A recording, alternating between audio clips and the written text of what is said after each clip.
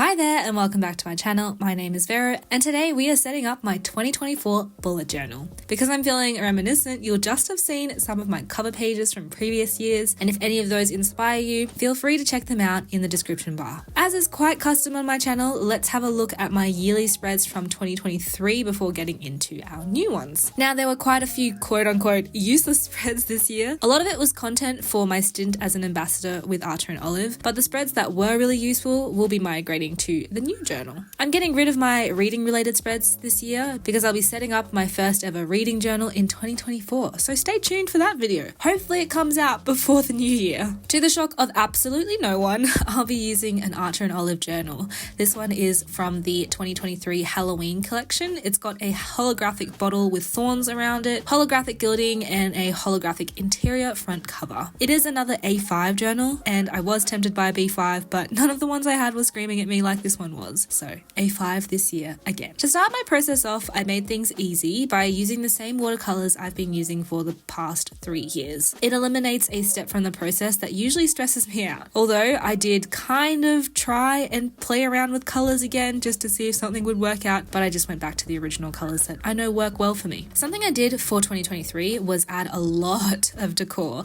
and while it's super effective and pretty, it was extremely time consuming. I'm pretty sure 2023 yearly setup took me over 10 hours of work of just recording things, whereas this one took me just under 3 hours. Now, how did it end up taking me less time? It's because I scaled down the decorations, but they're still very effective and still very me. In fact, you'll recognize my almost signature rounded leaves make an appearance in most of my videos these days. Similar to 2023, I'm going for the same type font for the numbers, and they are vertically down on the page. Each number is 7 squares down and 5 across, leaving a 4 square margin from the top and a 3 square one from the bottom. They are exactly in the middle of the page, in case you're curious about those details. For the decorative elements, although honestly the numbers by themselves are really doing it for me, so if you want minimal, leave it there. I'm going to paint out 3 bundles of leaves that flare out from the center of the page.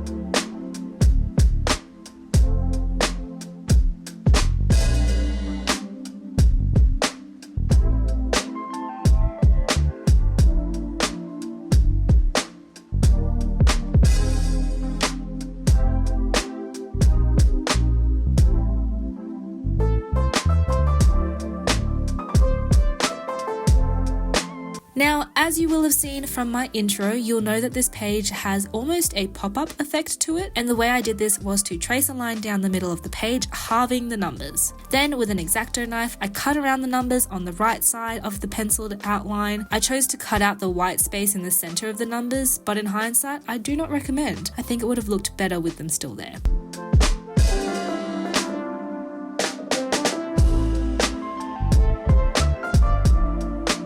Next, I fold the page down the halfway line, making sure not to bend the actual numbers. Pro tip for the number 4, make the stem that pokes out to the right a bit thicker because I've almost accidentally ripped it off already. So just bear that in mind. Then I'm going to place my year overview. This spread is really helpful for when I'm planning my monthly spreads because I can simply flip to this page and see how many days, which day the month starts on and finishes on, and see what week I'm up to. Side note, these mini calendars start on Mondays, so if you are copying and you typically start your week on a Sunday or any other day, don't forget to factor that in. I typically always make that mistake, and I think this is the first year that I've not had to white out any part of a spread because I didn't make a mistake, which is pretty satisfying. Another satisfying thing about this spread is the fact that this calendar year, if you are starting on a Monday, is very aesthetic. Like 3 months of the year start on a Monday. How often does that happen? Very, very rare.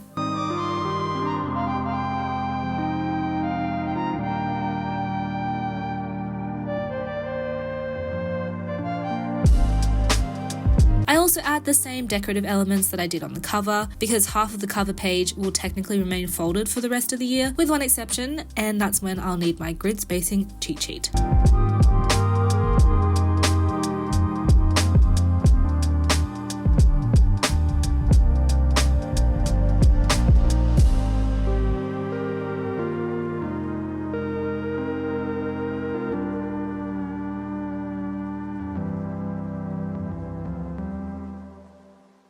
You might be like, but how will you fit it on the page? And the answer is via a bookmark. I know this is not super innovative, but it is on my channel because I've never done this before. I have seen multiple people use this, and I first saw it on somebody else's YouTube channel, and I cannot remember the name of their YouTube channel. If I remember it, I'll leave it down in the description. I number off the squares on the bookmark, then I'm going to place a line to indicate how many squares across I have on a single page, so just using that darker blue, and then I'm going to use some lines to divide the page. Now, if I was to line this bookmark up to the bottom border of my page, where I have written tab border is usually where my page will end if I want tabs, just FYI, and the third markers would help me divide my page into 3 columns, which is probably the only thing I would need this ruler for. Then it slots back onto my page. Now, I was originally going to have it slot into a small envelope type pocket, but I found some corner stickers, typically for photos in a photo album, in one of my junk drawers, so I'm using those instead, and they are definitely way better.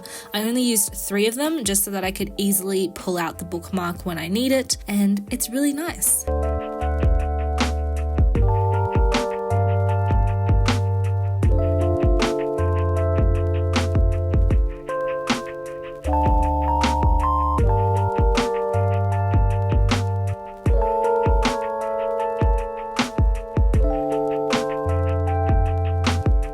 For my following yearly spread, we have my future log. I won't bore you with too many details, but I've copied my 2023 future log. So I have mini calendars on the edge of each page, and in the center of my journal, I can write a few additional details if I need to. Each calendar is 14 squares across, meaning that each day in the calendar is 2 by 2 squares. I've included titles for my month, obviously repeated this twice because you can only fit 6 months on an open spread page. And that's my future log. I forgot to mention at the beginning of the video that I am using tabs for my yearly spreads again this year. Now, I almost didn't want to because of the holographic gilded pages, but functionality over beauty, okay? I will cut those tabs at the end of the video like I do in most of my videos, and the reason I don't do them beforehand is because I don't always know how many tabs I'll end up needing, so I always do it at the end. My next spread is my finance tracker. Now, I've been using a finance tracker for about 3 years, and each year I find a way to refine it. So this is my most refined version to date. I've cut out all of the unnecessary categories, and I'm following the ones that I use in my banking app. Would it be weird to plug my banking app in this video? I'm joking, that would be excessive. But ladies and gents, personal finance is really important, and I'm a huge advocate of getting on top of your expenses and your income. If you're Australian, I highly recommend Tash Invests. She's really great, and she is qualified to give out financial advice. Anyway, my categories for expenses are groceries, fuel and transport, fitness and well-being, going out, travel and experiences. Remember that word, by the way. It's important for later on. Clothing and accessories, and miscellaneous. They're all self-explanatory, but if you have any doubts, let me know in the comments. For income, I've gotten rid of Etsy this year because I just kind of abandoned that last year. It wasn't my intention to abandon it, but I discovered new hobbies that took up more of my time, and we'll definitely get into that later in the video when we talk about vision boards, by the way. But Etsy just kind of took the background of my priority list, and while I'd still really like to get back into it, it's just not up there at the moment. So we'll see. I guess something else to note about my finance tracker is that it is a fun cutout Dutch door in my journal, and it's super handy because I have all of the months well placed and still see my categories. You'll notice if you have watched my 2023 plan with me that the decorations are so much faster because I'm not filling every square inch of white space with them, which feels really good. Is this some sort of metaphor for my life feeling lighter? Who knows? I'm not a therapist, but I should probably still go see one, because I think everyone should talk to an objective third party to gain better insight into their life. But anyway, I'm not gonna determine what you should or shouldn't do with your life, just a suggestion that I have yet to take on board in my personal life. Anyway, whatever. We are going into 2024 as financially independent girlies who are actively trying to improve or maintain our mental health. Okay? Oh yes. And lastly, for the finance tracker, I'm including a good old-fashioned totals box so that I can see how much I spent per category, per month, and for the whole year. Same goes with my income.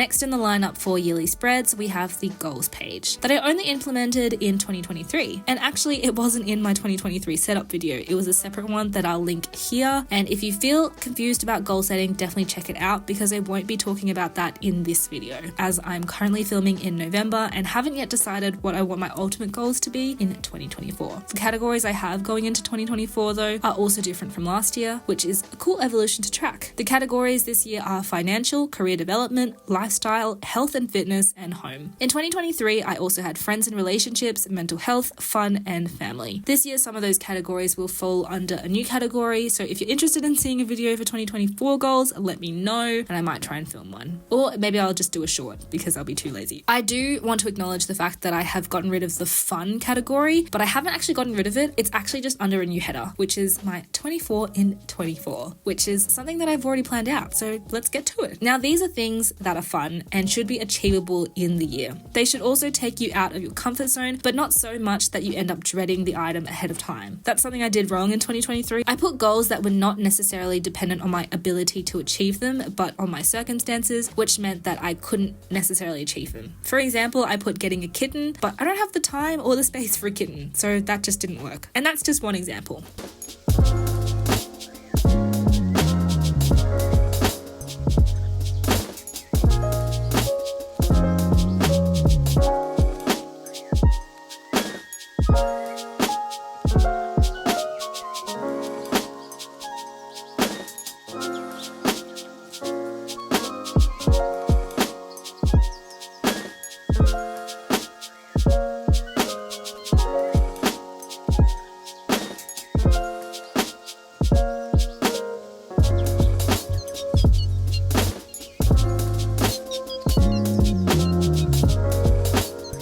I will list out my 24 bucket list items, but first let's do my mood tracker. Now, I don't use my mood tracker every single day because I feel like filling out a tiny little square every single day gets boring.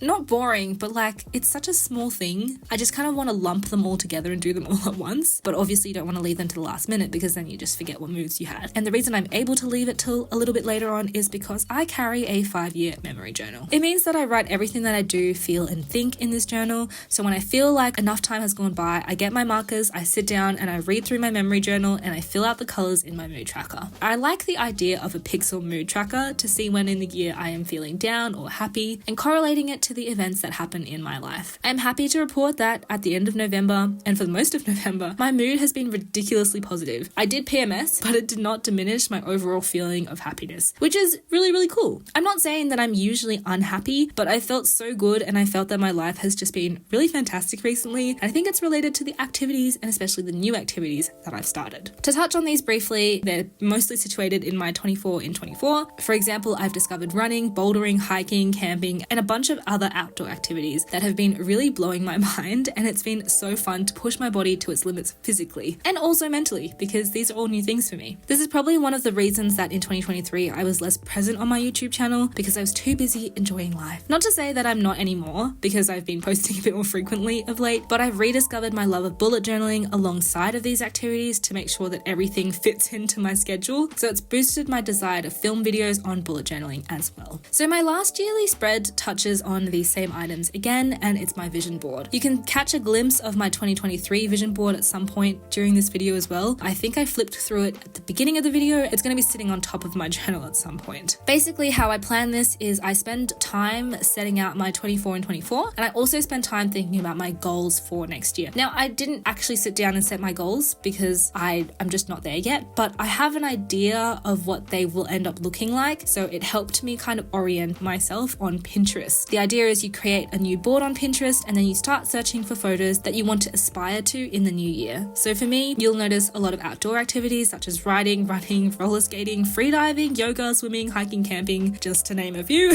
And I can't believe I'm agreeing with this, but in your late 20s, you're either getting married or you're trying 50,000 activities, and I clearly don't need to tell you which group I belong to. It's interesting to compare this board with 2023 because while they are quite similar, there's a big shift to outdoor activities, which is something that I clearly really have discovered recently. And I'm really excited about that. I still include reading, painting because they totally fulfill me and it's a different aspect of your life. But one indoor activity that has made an appearance in this journal is piano. I started lessons in November and have been really enjoying the learning process. For information, I played piano for about 8 years, but that was easily over a decade ago. So I'm basically a beginner all over again. Also, I can't believe I can say that I was alive a decade ago. Sometimes I feel like I'm still 9 years old. For information, I have sticker paper, so I printed my vision board photos on that paper before cutting it out to stick in my journal. This paper was originally for stickers I wanted to create to sell, and then I never ended up doing it. Whoops. I'd really like to, and I have the equipment, I just haven't started. Maybe in 2024? For aesthetic purposes, I'm rounding the corners of the stickers, and I know that investing in a round corner cutter would be a great idea considering how many times I round corners on things, but I'm not sure where to get one, so if you have any suggestions, let me know. Another style I tried was using these super old wavy scissors, but they did not work well with my sticker paper, so I quickly abandoned the idea. Although if it had worked, this would have been so fun, but it took me like 2 minutes just to try and cut this image, so I gave up on that pretty fast.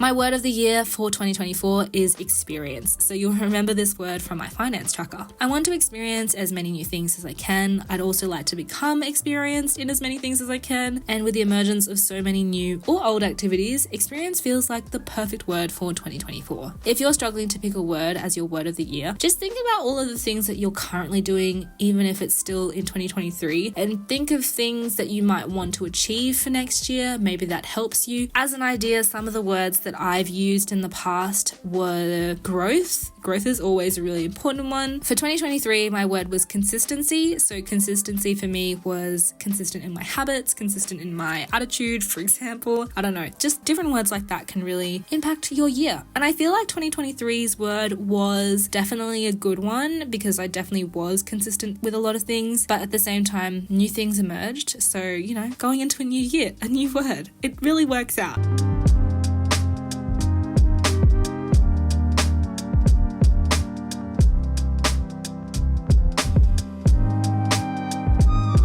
Lastly, I'm going to cut out my tabs. I'll have 6 tabs, including the last page. 1, 2, 3, 4, 5, 6. Yep.